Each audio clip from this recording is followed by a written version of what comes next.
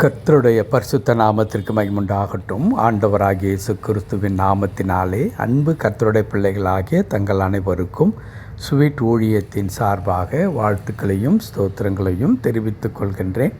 சங்கீதங்களின் புத்தகம் 119 சங்கீதம் 107 வசனம். சங்கீதம் 119 வசனம் 107. நான் மிகவும் உபத்திரவப்படுகிறேன், கர்த்தாவே உம்முடைய வசனத்தின்படியே என்னை உயிர்ப்பியும். நான் மிகவும் உபத்திரவப்படுகிறேன், கர்த்தாவே உம்முடைய வசனத்தின்படியே என்னை உயிர்ப்பியும். அன்பு கர்த்தருடைய பிள்ளைகளே, ஒரு அற்புதமான ஒரு ஜெபம். தாவீது ஒவ்வொரு காரியத்துக்கும் ஆண்டவரை நோக்கி மட்டும்தான் பார்ப்பார் என்பது நமக்கு நன்றாக தெரியும்.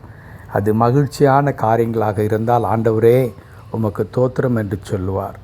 அது துன்பமான பாதையாக இருந்தால் ஆண்டவரே நீர் ஏன் எனக்கு இதை செய்தீர் என்று கேட்பார். மிகவும் கடினமாக அவரால் தாங்க முடியாத சூழ்நிலை இருக்கும் பொழுது ஆண்டவரே நான் உம்முடைய உதவிக்காக வந்து நிற்கிறேன், நீர் எனக்கு உதவி செய்யும் என்று சொல்லி விண்ணப்பங்களை ஏறெடுக்கிறவராயிருப்பார். ஆக தாவீதினுடைய முழு வாழ்க்கையை பார்க்கும் பொழுது தாவீது ஒரே ஒரு புள்ளியை மையமாக கொண்டு அல்லது ஆதாரமாக கொண்டு அவர் வாழ்ந்தார் என்பது நமக்கு நன்றாக தெரியும். அது எல்லாவற்றுக்கும், அது மகிழ்ச்சியானாலும் துன்பமானாலும் இழப்பானாலும் வேதனையானாலும் கஷ்டங்களானாலும் அந்த ஒரே ஒரு புள்ளிதான் அனைத்திற்கும் காரணம் என்று தாவீது முழு நிச்சயமாக நம்பியிருந்தார். அந்த புள்ளிதான் கடவுள் என்ற ஒரே ஒரு மையப்புள்ளி, the centre source of our life. என் அன்பு கடவுளுடைய பிள்ளைகளே, நம்முடைய வாழ்க்கையின் எல்லா நிலைகளிலும், அது வாழ்ந்திருந்தாலும் தாழ்ந்திருந்தாலும், அது ஆசீர்வதிக்கப்பட்டாலும் அல்லது வெறுமையாக்கப்பட்டு இருந்தாலும், சுகவீனமாக இருந்தாலும் ஆரோக்கியமாக இருந்தாலும், மகிழ்ச்சியினுடைய தருணங்களாக இருந்தாலும் கண்ணீரின் பாதைகளாக இருந்தாலும், எப்படிப்பட்ட நிலைமையிலும் கடவுளே நமக்கு ஆதாரமாக, கடவுளே நமக்கு போதுமானவராக, கடவுளே எல்லாவற்றிலும் நமக்கு உதவி செய்ய வல்லவராய் இருக்கிறார் என்பதை கடவுளுடைய பிள்ளைகளாகிய நாம் ஒவ்வொருவரையும் அறிந்து கொள்ளுதல் மிக மிக அவசியமாக இருக்கிறது. காரணம் என்ன? அவரை நம்பியிருக்கிற கடவுளுடைய பிள்ளைகளாகிய நம்முடைய வாழ்க்கையில் அவரை கடந்து அவருடைய பார்வையில் படாமல் நம்முடைய வாழ்க்கையில் ஒன்றுமே நடப்பதில்லை என்பது நமக்கு நன்றாக தெரியும். அதே நேரத்தில் எப்படிப்பட்ட காரியங்களாக இருந்தாலும், அது நமக்கு விரோதமான காரியங்கள் நடந்தாலும் கூட கடவுள் நம் பட்சத்தில் இருக்கும் பொழுது அவை எல்லாவற்றையும் ஜெயித்து நாம் வெளியே வந்து விடலாம். இதை தான் ரோமரில் நாம் படிக்கின்றோம். பவுல் அழகாய் குறிப்பிடுவார்.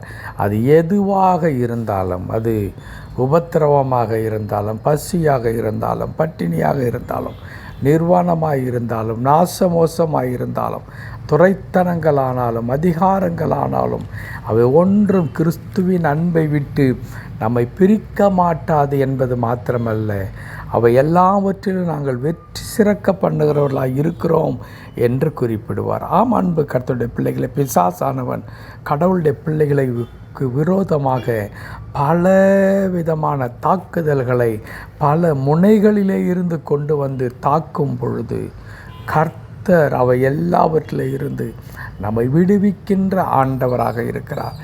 ஆகவே தான் அந்த உபத்திரவத்தின் நேரத்தில், அந்த கடினமான பாதையில் தாவீது எப்பொழுதும் கடவுளை நோக்கி பார்க்கிறவராகவே அவர் இருந்திருக்கின்றார். அதற்கு ஒரு அடையாளமாகத்தான் இன்றைக்கு வாசித்த அந்த வசனமும் இப்படி சொல்லுகிறது.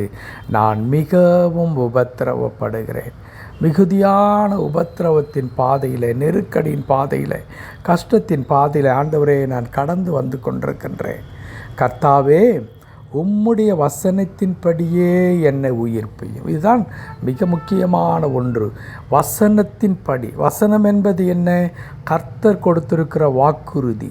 நம்முடைய வாழ்க்கையில் அவர் செய்வேன் என்று சொல்லி நமக்கு ஏற்கனவே கொடுத்திருக்கிற வாக்குறுதிகள் தான் வசனங்களாக வேதத்திலே இருக்கிறது. அந்த வசனத்தின்படியே என்றால் என்ன அர்த்தம்? நீர் கொடுத்த வாக்கின்படியே என்னை நீர் உயிர்ப்பித்தருளும். ஏன் அந்த வாக்கின்படி உயிர்ப்பித்தருளும் என்று இங்கே தாவீது சொல்லுகிறார் என்றால், கடவுள் தம்முடைய வார்த்தையிலே உண்மை உள்ளவராக இருக்கிறார். அவர் பொய் சொல்லுகிறவர் அல்ல. அவர் சொல்லிவிட்டு மாற்றிக்கொள்ளுகிறவர் அல்ல. அவர் என்ன சொன்னாரோ அதை அப்படியே நிறைவேற்றுகின்ற கடவுளாக இருக்கிறார். ஆகவே தான் தாவீது கொண்டு வந்து சொல்லுகிறார், ஆண்டவரே, நான் மிகுந்த உபத்திரவப்படுகிறேன். இந்த உபத்திரவத்தின் பாதை என்னால் தாங்க முடியவில்லை. அது கடினமாக இருக்கிறது, மிக வேதனை நிறைந்ததாய் என்னை மனமடிவாக்குகிறதாக இருக்கிறது. ஆனால் உம்முடைய வார்த்தையின்படியே, உம்முடைய வசனத்தின்படியே என்னை நீர் உயிர்ப்பித்தருளும் ஆண்டவரே என்று செபிக்கின்றார். அன்பு கடவுளுடைய பிள்ளைகளே, தம்முடைய வார்த்தையின்படி நம்மை உயிர்ப்பிக்கிற கடவுளாய், நம்மை தூக்கி எடுக்கிற கடவுளாய், நம்மை ஆசீர்வதிக்கிற ஆண்டவராய் நம்மோடு கூட இருக்கிறார். ஆகவே நம்முடைய வாழ்க்கையில் நேரிடுகிற எந்த உபத்திரவங்களும், எந்த பாடுகளும், எந்த கஷ்டங்களும் நம்மை நிர்மூலமாக்க முடியாது. கடவுளுடைய வல்லமையை தாண்டி நம் வாழ்க்கையில் அது பேலன்ஸ் செய்ய முடியாது. கடவுள் நம்மை பாதுகாக்கும்படியாய், நமக்கு வெற்றியை தரும்படியாய் நாம் கூடவே இருக்கிறார் என்பதை நாம் மறந்துவிட வேண்டாம். கர்த்தர் தம்முடைய பிள்ளைகளை ஒரு நாள் வெட்கப்படுத்த மாட்டார். ஆகவே தான் தாவீது சொல்லுகிறார், ஆண்டவரே, என் உபத்திரவத்தில் உம்முடைய வசனத்தின்படி என்னை உயிர்ப்பித்தருளும் என்று சொல்லி அவர் நம்முடைய வாழ்க்கையில் கூட நம்முடைய எல்லா உபத்திரவங்களையும் நம்மை விடுதலையாக்குவதற்கு ஆண்டவர் போதுமானவராக இருக்கிறார். தொடர்ந்து இந்த ஆண்டவரை பற்றி கொள்வோம். கடவுள் மாபெரும் காரியங்களை நம்முடைய வாழ்க்கையிலும் செய்தருளுவாராக. ஆமென், ஆமென்.